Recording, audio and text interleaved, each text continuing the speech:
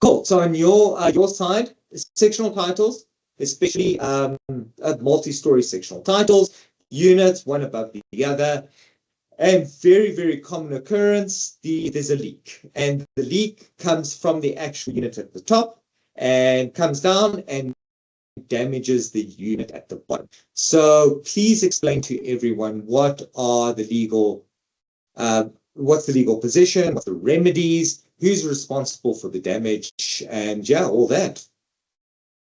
Perfect. So this is a very, very common question that we get, okay? Obviously, with the advent of body corporate sectional schemes, we live, if you live in a scheme, you live in a community with other people, and there are certain rights and obligations that each person has towards one another, and also has to the scheme as a whole, as its own particular entity.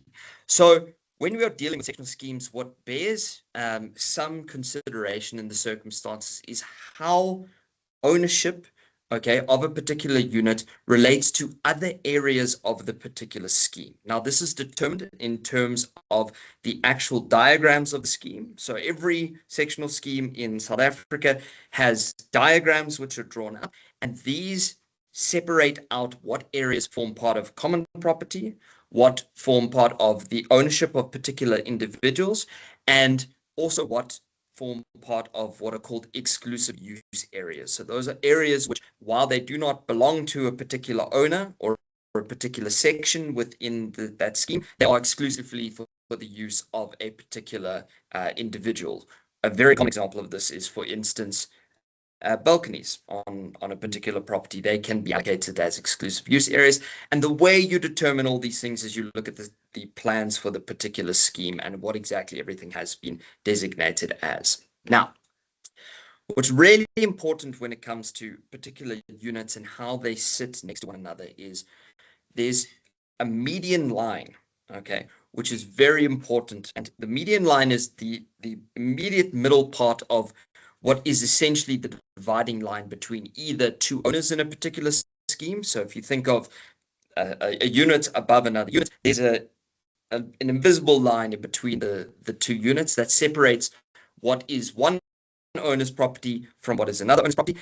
And this also exists between, say, your owner's unit and what is the common property. So if you look at your outside walls, or what is the medium line between the roof of a particular property and the unit which a person lives in, there's a median line. And on that median line is responsibility of the owner, responsibility of the body corporate in circumstances. And it's important we keep this in mind, because that median line essentially dictates where your responsibility is as an owner lie. Anything on the inside of a unit from that median line is your responsibility to maintain, and to repair. And anything on the outside falls to that other party, either the body corporate in the circumstances, because something falls within the common property, or, say, for instance, a circumstance where you've got an owner above you and you are below. The median line will dictate if it falls above that median line, that's the responsibility of the owner in the circumstances. Where does this responsibility come from? Well, in terms of the Sectional Title Schemes Management Act, specifically Section 13(1)(c), that section provides that an owner of a particular unit must repair and maintain their own section. So there's a positive obligation on you as an owner in terms of the Act to maintain and repair a section that you own. And if damage is caused to another party as a result of your failure to comply with this particular Section 13, you can be held liable for the damages that stem from that particular damage, which has or that failure to maintain and repair, which obligation you have. So the question that we've received today, very straightforward. There was a leak in a higher unit. That leak resulted in water damage, which is caused to the lower units in the circumstances.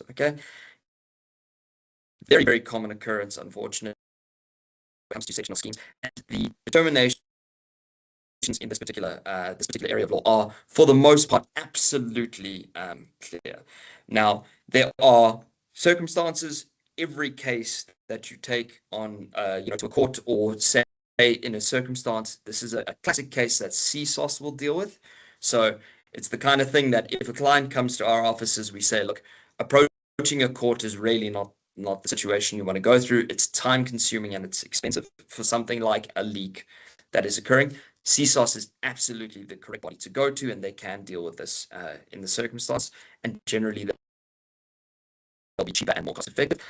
But although all cases that you want to take to court or CSOS do depend on the facts of the particular case, this is something that very likely CSOS is going to look at it and say there is an obligation on the owner in the above unit to repair and maintain their unit, and any resulting damage as a result of them failing to do so means that they are liable for the damage in the circumstance. So to our writer that wrote in, this is something absolutely you might want to explore with CSOS. Approach them for circumstances. They will obviously make a determination, but very likely the failure of the above unit to maintain their property and repair the leak might result in damages being awarded to you to remedy whatever damage has occurred in your unit. Cool, awesome. Thanks so much, Nick. Perfect. Thank you, Bruno, and Cool. we'll see you next week. Cool, awesome. Have a good one.